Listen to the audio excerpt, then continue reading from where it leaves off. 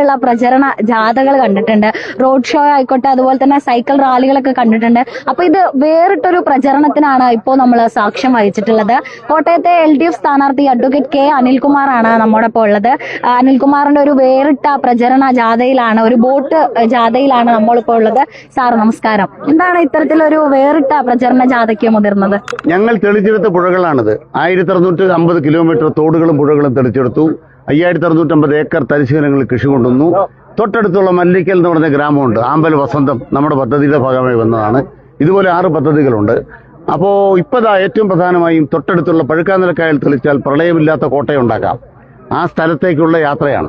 പഴുക്കാനിലക്കായലിൽ തെളിച്ചെടുത്ത് ഈ പ്രദേശത്ത് ഏതാണ്ടൊരു 17.5 കിലോമീറ്റർ കായലിന് തീരത്തൂടെ യാത്ര ചെയ്യാൻ കഴിയുന്ന റോഡുകൾ നിർമ്മിക്കുകയാണ്, ബണ്ട് റോഡുകൾ നിർമ്മിക്കുകയാണ്. 103 കോടി രൂപയുടെ ടെൻഡർ അംഗീകരിച്ചു, പരിസ്ഥിതി ക്ലിയറൻസ് കിട്ടി. ഇതാണ് ഇപ്പോൾ നമ്മുടെ മുമ്പിലുള്ളത്. ഇതിന്റെ അടിസ്ഥാനത്തിൽ വളരെ ആത്മവിശ്വാസത്തോടെ പുഴയിലെ കുരുക്കഴിച്ചു ഇന്ന് റോഡിലേക്ക്. കോട്ടയം നഗരത്തിലെ ഗതാഗത കുരുക്കുകൾ പരിഹരിക്കും. ചിങ്ങവനത്ത് ബൈപ്പാസ്, കഞ്ഞിക്കുഴിക്ക് ബൈപ്പാസ്, കോട്ടയം MC റോഡിന് 4 വരിപ്പാത, ഇതിന് ബൈപ്പാസ് സാധ്യമാക്കാനുള്ള പ്രവർത്തനം നമ്മൾ നടത്തും. അപ്പൊ ഇനി ആ തെരഞ്ഞെടുപ്പിന് വളരെ കുറച്ച് ദിവസങ്ങളെ നമ്മുടെ മുമ്പിലുള്ളൂ. അപ്പൊ എന്താണ് നമ്മുടെ കോട്ടയത്തെ ജനങ്ങളോട് അല്ലെങ്കിൽ നമ്മുടെ വോട്ടേഴ്സിനോട് പറയാനുള്ളത്? വികസനം വേണം, കിബി അംഗീകരിക്കണം. തുടർഭരണം LDFനാണ്. കോട്ടയം മാറുന്നാൽ വികസനത്തിനും മാറി നിൽക്കേണ്ടി വരും. വികസനം വേണമെങ്കിൽ LDFന്റെ അവസരം തരിക. അതാണ് കോട്ടയത്തെ ജനങ്ങളോട് അഭ്യർത്ഥിക്കുന്നത്. പച്ചയായി വികസന കാര്യങ്ങൾ മുൻനിർത്തിക്കൊണ്ട് ഞങ്ങൾ ജനങ്ങളിലേക്ക് പോയി. നല്ല ആത്മവിശ്വാസമാണ് ഇപ്പൊ കിട്ടിയിരിക്കുന്നത്.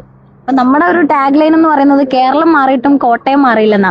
പക്ഷേ എതിർപക്ഷം പറയുന്നത് കോട്ടയം മാറാത്തത് ഭരണപക്ഷത്തിന്റെ ഒരു അവഗണന കൊണ്ടാണെന്നാണ്. അപ്പൊ അതിനോട് എന്താണ് പറയാനുള്ളത്? 30,000 കിലോമീറ്ററാണ് BMBC നിലവാരത്തിൽ റോഡുകൾ പൂർത്തീകരിച്ചത്. കോട്ടയത്ത് ഏതെങ്കിലും റോഡ് ഒഴിവാക്കിയിട്ടുണ്ടോ?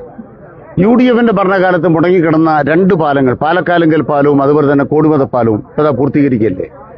മെഡിക്കൽ കോളേജിന് 1250 കോടി രൂപ, ജില്ലാ ആശുപത്രിക്ക് 219 കോടി രൂപ കിബി അനുവദിച്ചത്.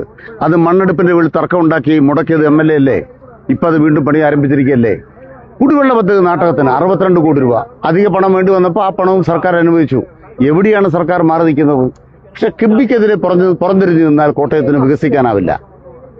വലിയൊരു വിജയ സാധ്യത തന്നെ പ്രതീക്ഷിക്കുന്നുണ്ട് ഇപ്രാവശ്യം. വിജയം ഉറപ്പാക്കി കഴിഞ്ഞു. LDF കേരളം ഭരിക്കും, കോട്ടയത്തിന് LDF ജയിക്കാനാവും. Thank you. നന്ദി.